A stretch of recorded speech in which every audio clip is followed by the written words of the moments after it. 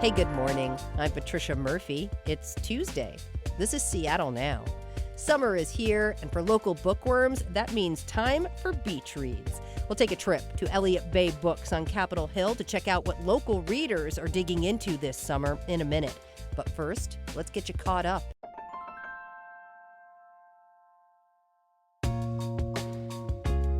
Drivers, take note. Washington's gas tax will increase by 6% today, bringing it up to 55 cents a gallon. If you think that's pricey, you'd be right. AAA says Washington gas prices are the third most expensive in the nation. Drivers are paying an average of $4.43 a gallon. And if you use the Highway 99 tunnel in Seattle, toll rates are going up by 3%. That amounts to an extra 5 to 10 cents, depending on what time of day you use it. Interim Seattle Police Chief Sean Barnes is expected to be officially appointed today by the Seattle City Council. The Public Safety Committee has recommended his appointment, and the full council will make their decision at 2 o'clock. Barnes has served as interim Seattle Police Chief since January. Previously, he was police chief in Madison, Wisconsin. Seattle's former police chief, Adrian Diaz, was demoted from the job last May and then fired in December. And Seattle Storm legend Sue Bird will be immortalized in bronze. A statue of the 5-time Olympic gold medalist will be unveiled outside of Climate Pledge Arena August 17th. Bird retired in 2022 after spending her entire 21-year career with the Storm, winning 4 WNBA championships. She'll be inducted into the Basketball Hall of Fame in September. Check back for more headlines on tonight's episode of Seattle Now. We know Seattle loves a good read, and summer is a great time to burn through some pages. The news is a lot right now, and some people are looking for distractions. Bookseller Grace Kohler says it's all showing up on the shelves at Seattle's landmark store, Elliott Bay Books. One of my favorite series of all time is Emily Wilde's Encyclopedia of Fairies. This is just like one of the most tender love stories that I've read in a really long time, particularly because just both characters are really strong. And Emily in particular as a narrator, this book is completely told from her journal perspective, so you kind of just get her inner ramblings. It's so much fun, so I highly recommend that one. We're here at Elliott Bay with co-owner Tracy Taylor to talk about what's on tap for Hot Book Summer. Tracy, really appreciate you having us in the store today. Well, thank you for coming in. We are always happy to talk about books here and excited to see what people are picking up for the summer and happy to recommend. So we can talk about what people are reading in a minute, but first, is Seattle still proving itself to be a thriving mecca for bibliophiles? More and more so every year. It should not be a constant surprise to us, but it is a constant pleasant surprise to just see how many people are picking up books and reverting back to books to read. And there just is a real, especially since COVID, it has grown this passion to hold the physical book. Excellent. Is summer reading different? Summer reading is always different. People are looking for things to take on vacation, often a little bit lighter read, although there's people who want to dip into that big biography or history book that's going to carry them through their 2 or 3 weeks vacation.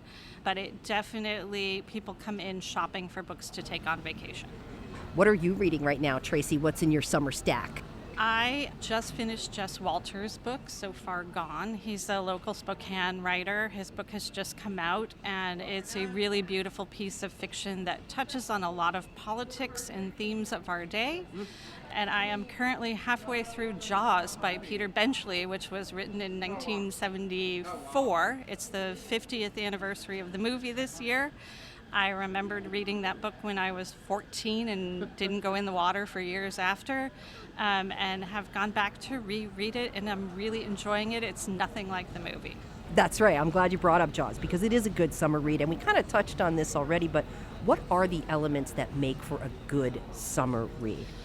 If you're looking for escapism, it's something that's just going to transport you into another world. It's something you can get on a plane and you will not think about the fact that you're crammed into a plane in a small seat for the next 5, 6, 7 hours. It will take you straight from beginning to end and will be a thrilling ride. Or it could be a time when you're trying to catch up on what's going on in the world, or taking the time to dip into something that you weren't able to do because you were in school, finishing school, or not in the 9-to-5 grind. Yeah, yeah. Do you need a backup book on a plane, though? If I'm starting a book, I might need a backup book. 100% for sure. You always need a backup book on a plane. Don't want to be trapped in a tube with something you don't want to read. I have actually traded books with a stranger on the plane once before because neither of us had a backup book, but we knew that we had finished our books. Oh, wow. Oh, wow. That's great. All right. Well, let's talk about some of the genres that are popular right now. What are you seeing at the store? Yes, a lot of new fiction coming out for the summer. People are interested in picking that up, and always what's new in paperback in fiction. I think our bookseller Grace Kohler talked about romantasy, which has become a big new genre that people are looking for. All right, Tracy. Well, let's talk about what else is trending right now. So we are also seeing people pick up a lot of books on hobbies and crafts that they're coming in. It's summertime, so people are looking for puzzle-type books. We're seeing coloring books, adult coloring books coming back a little bit. We've been selling a lot of Murdle, which is a puzzle-solving mystery series book where you read a little mystery and try to figure out what happened. We're also seeing a lot of books on sewing, which is a new trend. And so people are learning how to sew, make their own clothes, and repair. Yeah. It's a fraught time in the U.S. right now, so what are you noticing there? Are people looking to escape or lean into politics and the news?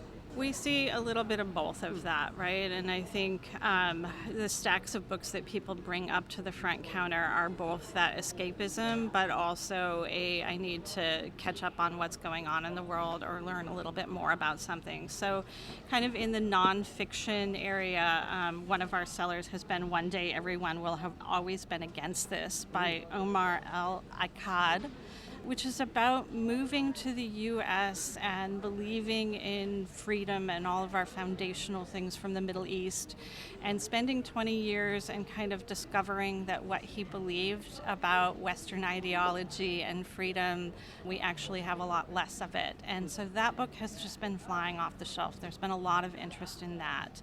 Abundance by Ezra Klein and Thompson has also been flying off the shelves.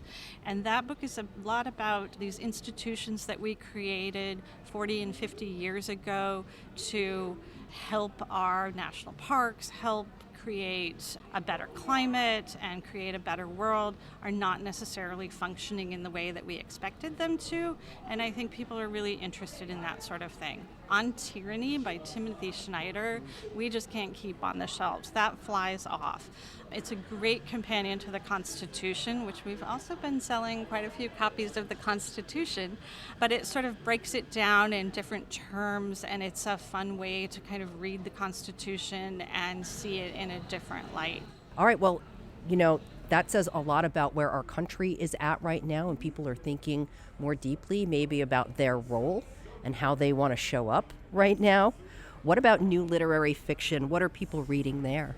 So the new book, Martyr by Kaveh Akbar, has been flying off the shelves. The book I talked about earlier by Jess is also a hot seller with us. And Rania Spade, our bookseller, also talked about a lot of the hot new fiction that is selling off of our shelves.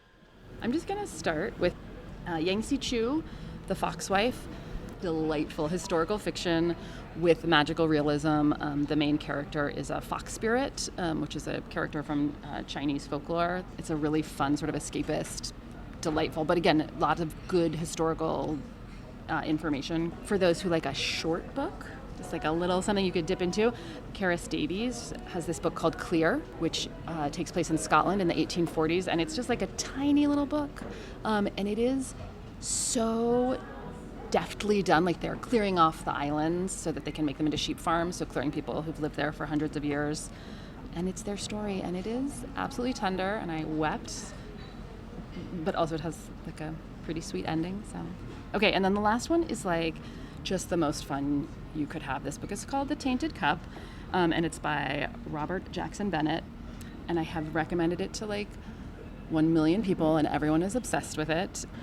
So it's a murder mystery set in this world where these giant leviathans come up out of the ocean during the rainy season and wreak havoc, but also every bit of like science and technology that people have is built off their blood. It has all these magical properties and like really, really fun characters, like a Sherlock Holmes and a Watson, you know, the sort of like incredibly weird, very smart detective, and then the assistant who's much more sort of like dealing with the day-to-day. You know, any advice to readers who are hoping to pack in a lot of reading over the next couple of months? Take more than 4 books on your vacation is what I would say. You may get into something that might not feel like the right book at the right moment, and it'll give you a backup book.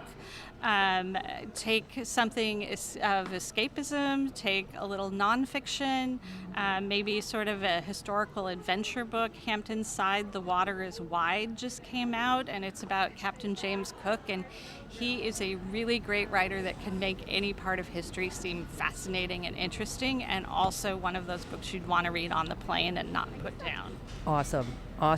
Okay, well, happy reading. That is Elliott Bay Books co-owner Tracy Taylor. Tracy, really appreciate you taking the time. Oh, thank you so much for coming in. Always happy to talk about books. Yeah, we love a physical book.